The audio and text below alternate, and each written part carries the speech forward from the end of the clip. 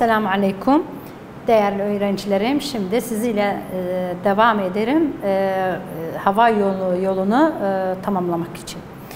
Burada biz dedik gırtlağı açıkladık. Kaldı nefes borusu. Nefes borusu uzun bir borudu. Uzunluğu 10 ile 15 santimetre kadardı. Gırtlaktan başlar ta ki göğüs boşluğunun ortasına kadar. Neden oluşur? Bakın bu nefes borusu neden oluşur? 3 şeyden oluşur.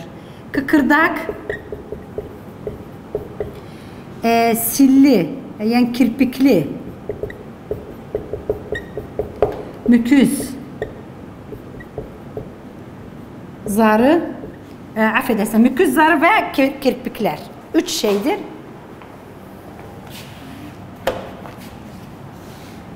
Müküz, zarı, ama bunun içinde ne var? Kirpik ve kas. İstemsiz kaslar içinde bulunur. Bu müküz zarı, kıkırdaklar böyle yapar. Her zaman uyuma zamanı, kalkma zamanı bu nefes borusu açık kalsın, havanın alışverişini kolaylaştırsın. Müküz zarı içinde ne var? Silyeller var. Bu silyellerde bir sümük maddesini salgılarlar. Hava, solunum alma zamanı o yabancı tanecikler girerse nefes borusuna hemen onu toplarlar. Silyellerin harekatıyla dışarıya atırlar. Ama kasta kasılma gevşemeyle bunu yardımcı olur. Ta ki içeriye girsin. Ama bu nefes borusu. Nefes borusu ortada ikiye bölünür. Bunlara ne diyorlar? Bronşlar. Bunlara bronşlar diyorlar. Bronşlar da aynı bulardan oluşmuştu. Aynı bu üçünden oluşmuştu. İkiye bölünür. Her biri akciğer içine girer. Sağ tarafta 3 bölüme bölünür. Bakın 3 bölümde. 3'e bölünür. Ama sol tarafta 2'ye bölünür. Sadece 2'ye bölünür. Onlara ne diyorlar? Bronşlar. Bronşoylar. Bronşoylar da sadece 2 şeyden oluşur. Biri müküz, zarı ve kas.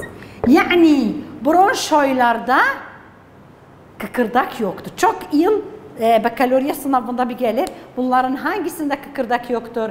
Nefes borusu, bronşlar, bronşoidlar, diğer bronşoidlarda bunlar bulunmaz. Bu bronşoidların sonu şişko şekli alır, şişer. O kese şeklini alır, ona diyorlar alveolar.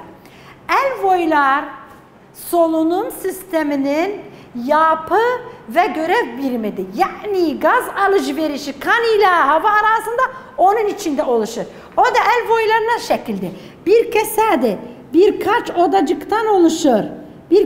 Birkaç odacıktan oluşur. Çevresinde kan damarları bulunur. Çevresinde affedersin kan damarları bulunur. Bu kan damarları bu taraftan mesela bu kan damarı gelmiş ah şeklinde. Bu yanda gaz alışverişi oluştu. Gelir birleşir olar. Yani bu ne olur? Bu olur. Atar damar. Ama bu toplar damar. Yani bu ne getirdi? Bu getirdi CO2. Bu ne verdi? Bundan ne aldı? Oksijeni aldı. Oksijen alır, aparar tüm vücudumuzun bölümlerine yayar. Bilim adamları gördüler ki bir sağ akciğer, her iki akciğer sağ olursa, hiçbir problemi yoksa 300 milyon alveolar içerir. 300 milyon. Eğer bunu getirirsek, genişlendirdik, yassı yani yere örttük, 70 metrekare tutar. Yani sanın ki 70 metrekare kaç büyüktür? Aynı zamanda baktılar akciğerin yüzeyinin alanı 40 kez deriden daha geniştir. Bu nedenle orada çok gaz alışverişi olur. Çünkü deride de gaz alışverişi olur ama çok az oranda. Ama akciğer 40 kez yüzeyinin alanı şeyden çoktur. Deriden çoktur. Çiğ deri tüp vücudumuzu örtüp ve aynı zamanda alveoları eğer birbirinden ayrılsak, yeryüzüne örtsek 70 metrekare tutar ve dedik her iki akciğerde 300 milyon alveolar bulunur. Bunlar içinde de gaz alışverişi oluşur. Şimdi geliriz gazların alışverişine. Bakarız bizim vücudumuzda gaz alışverişi nasıl oluşur? Biz bildik solunum gazları iki türdür. Oksijenle CO2. Oksijenle CO2. Gazların taşınması. Biz dediğimiz gibi iki tür bizim gazımız var. Oksijenle CO2, bunlar kanla alveolar arasında alışverişi oluşur. Bir bakarız akciğerde gazın alışverişi. Akciğerde gazın alışverişi nasıl olur? Varımızda alveolar, alveolarda O2 oranı yüksek. Kanda CO2 oranı yüksek. Ne olacaktır? Burada bir araç var, ona diğerler konsantrasyon yokuşu.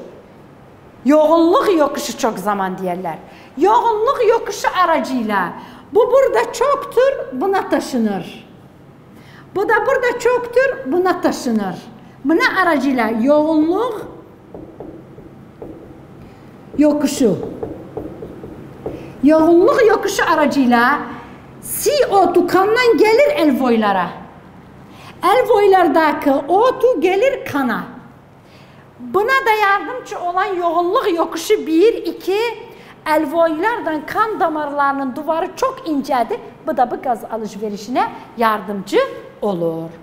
Şimdi geliriz oksijenle CO2 hangi yöntemlerde taşınırlar? Birinci var oksijen taşınması. Oksijen taşınması. Bakarız oksijen iki yöntemle kanda taşınır. Alveolardan kana taşınır. %2 ile %5'i plazmanın suyunda erir. Ama %95 ile %98'i ne olur?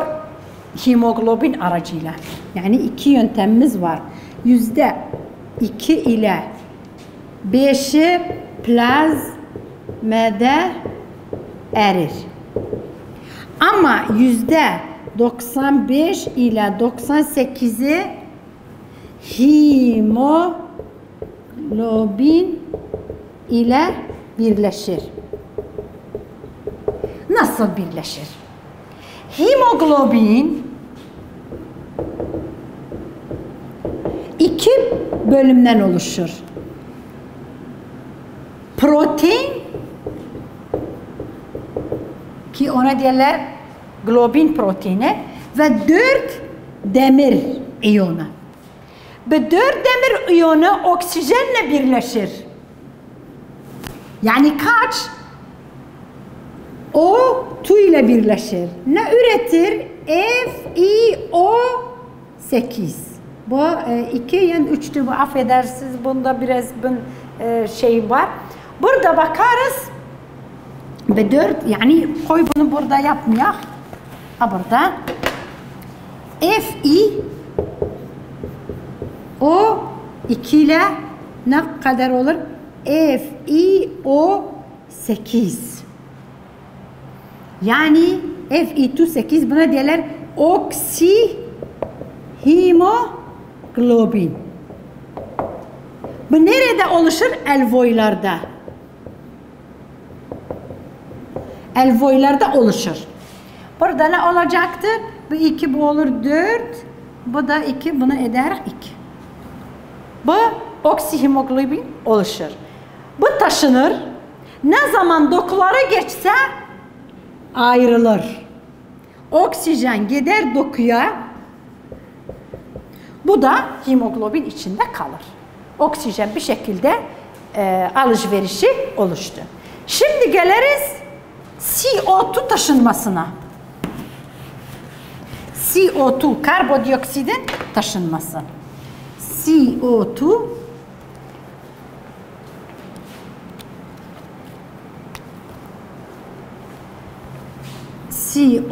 taşınması. CO2 taşınması 3 yöntemle oluşur. 3 yöntemle oluşur. %7'si 1. %7 ne olacaktı? Hemoglobinle birleşir. %23'ü plazmada erir. Ama %70'i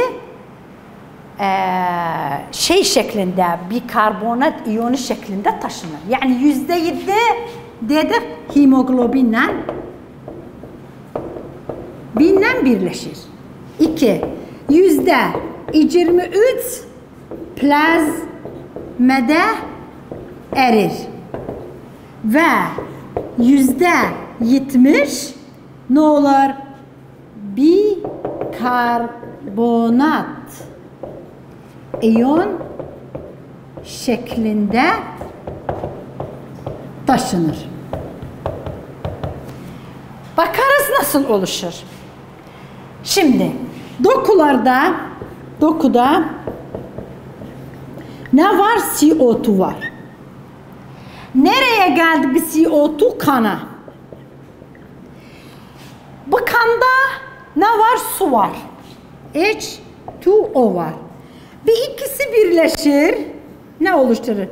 H3CO2. H2CO3 affedersen. H2CO3 bana ne diyorlar? Karbonik asit. Karbonik asit. Bu karbonik asit düzensiz bir maddede hemen ikiye bölünür.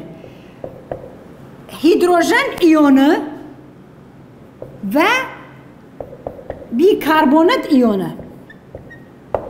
Bu hidrojen, bu bikarbonat iyonu. Bunu oluştu. Bu nerede? Kan içinde. Buhardadır, bu kan içindedir bunlar.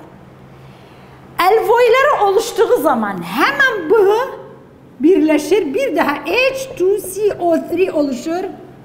Hemen ikiye ayrılır. H2O, CO2. Bu nerede? Alveoller. Alveollarda tam tersi olur. Bir kere CO2'nu alveollara verirler. Alveoller onları dışarıya atar ve olay biter. Bu şekilde gaz alışverişi oluştu vücudumuzda ve kan içinde alveollarda da. Şimdi geliriz solunum mekanizması. Solunum mekanizması 2 mekanizmadan oluşur. Solunum vermek ve solunum almak. Bakarız buna katılanlar kimdiler? Solunum mekanizmasına 3 tane katılır. 3.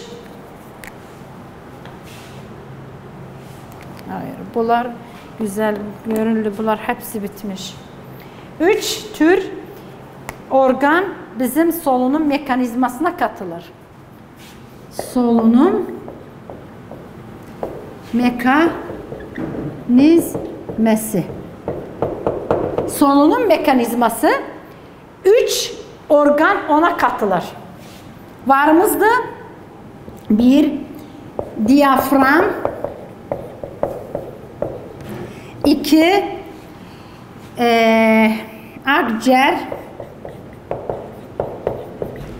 3 göğüs kafası yani kaburga ile göğüs kemiği. Yani her ikisi yani göğüs kafası.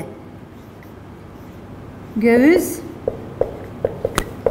kafası. Bu mekanizma iki taneden oluşur. Solunum alma, solunum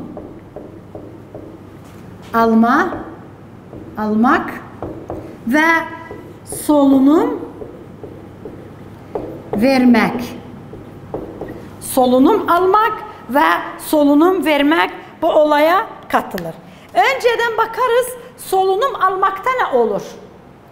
Solunum almakta bakarız solunum aldık. Diyafram normal şekilde yüksektir. Solunum almakta diyafram düz olur, gevşer. Kaburgalar arasındaki kas kasılır, kaburgalar yükselenir. Kaburga yükselenende göğüs boşluğu geniş olur, akciğer geniş olur, içinde hava basıncı az olur, dışarıdan hava içeriye itilir. Ne oldu? Diyafram bu küme şeklindedir. Sonra ne olacaktır? Düz olur. Yani gevşer. Ondan sonra ne olur? Kaburgalar arasındaki kaslar kasılır, göğüs boşluğu yükselenir. Göğüs boşluğu yükselenende hemen göğüs boşluğu geniş olur, akciğer içindeki akciğerin yeri geniş olur, içinde hava basıncı azalır, dışarıda hava basıncı çoktur, hava içeriye doğru itilir. Bu şekilde solunum almak bitti. Şimdi solunum vermek. Solunum vermek nasıl olur? Diyafram eski durumuna, normal durumuna döner, kasılır, yüksek olur. Kaburgalar arasındaki kaslar gevşer. Göğüs kemik kafası yani kaburgalar eski yerine döner. Göğüs boşluğu darlaşır. O zaman akciğer üzerine bir basınç üretilir. O basınç yani içinde basınç, hava basıncı çok olur. Havayı dışarıya doğru iter. Bir şekilde bizim için solunum vermek ve solunum almak tamamlanır. İyidir. Şimdi geliriz. Nasıl bizim solunum olayımız düzeltilir? Nasıl solunum olaylar düzeltilir? Kim solunum olayını kontrol eder? Solunumu kontrol etmek. Solunumu kontrol etmek iki organ aracılığıyla olur. Beyin ve beyin sapı. Beyin ile beyin sapı ne olur? Beyin kanda neyi izler? CO2 oranını izler. CO2 oranını izler. Ne zaman bunun oranı yüksek oldu, hemen bu diyafram ile solunum kasları, o da nerede? Kaburgalar arasındaki kasları uyarır. Bilir, kasılır, gevşer, ta ki tüm CO2 dışarıya atılır. Ne zaman CO2 kanda normal haline döndü, o zaman beyin diyor, hadi kaburgalar, hadi diyafram, hızınızı azaltın, normal şekle dönüşür solunum olayı. Ama bazı durumda solunum beyin dışında çalışır. Beyin sapı onu kontrol eder. O durumlar ne? Uyuma zamanı, su altında yüzme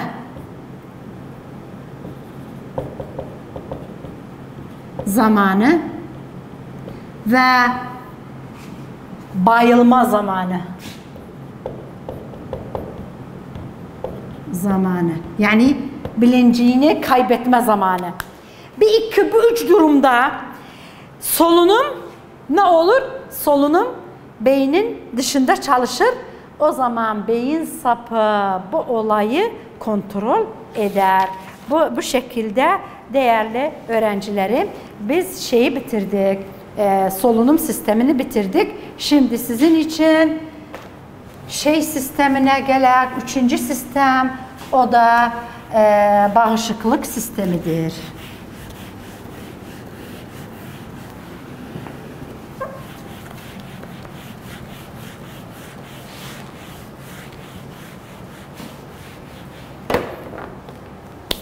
Üçüncü bölüm bağışıklık sistemi.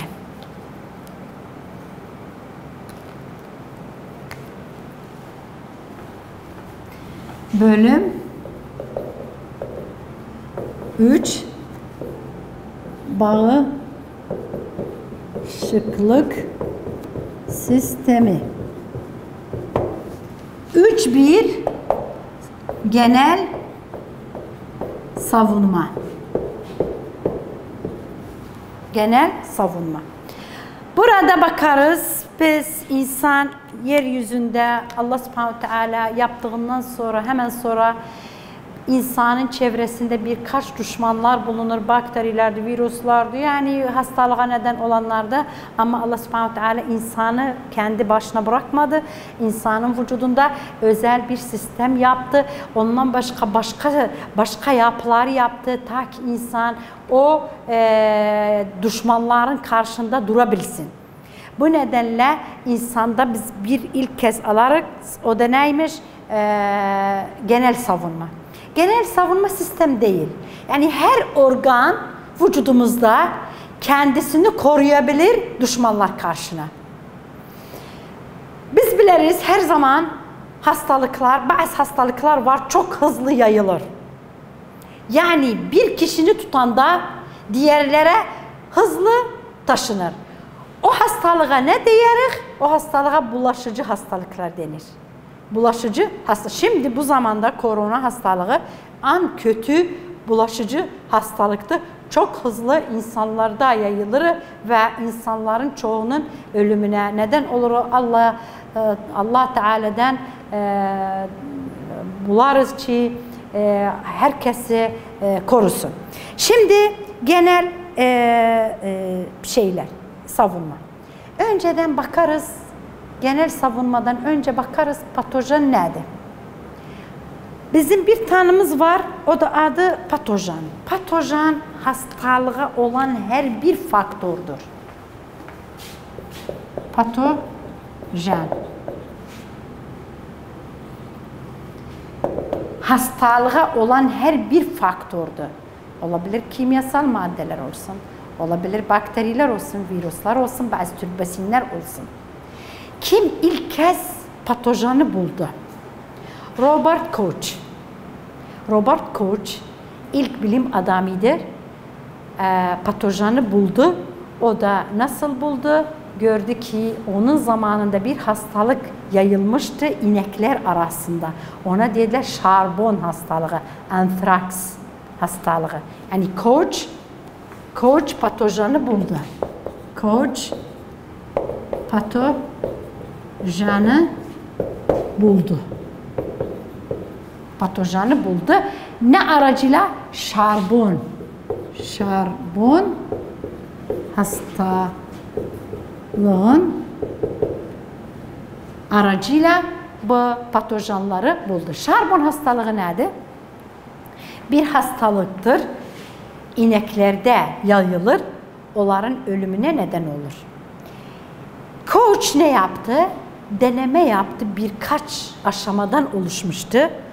O denemede buldu ki bunun nedeni nedir? O denemeni yapanda buldu şarbon hastalığın nedeni çubuk bakteridir. Çubuk bakteridir. Çubuk bakteri bu şekildedir. Bu şekildedir. Aşamaları neydi? Hasta hayvandan bir örnek aldı, kanını aldı.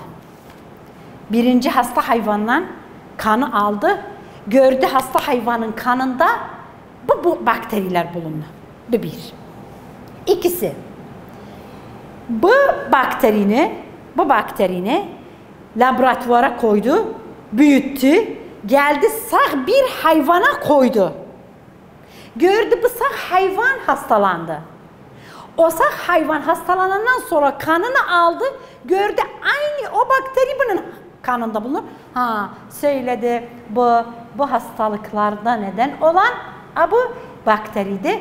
Buna ne dediler? Buna dediler Koch'un varsayımları. Koch'un varsayımlarına göre bilim adamları buldular. Patojenler nedir? Bakteriydi, virüstü, mantardı, protestelerdi.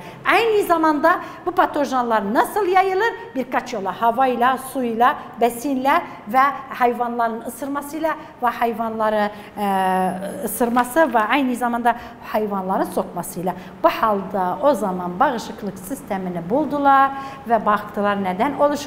İnşallah gelecek derste ben bunu hepsini sizin için açıklarım saygılarımla.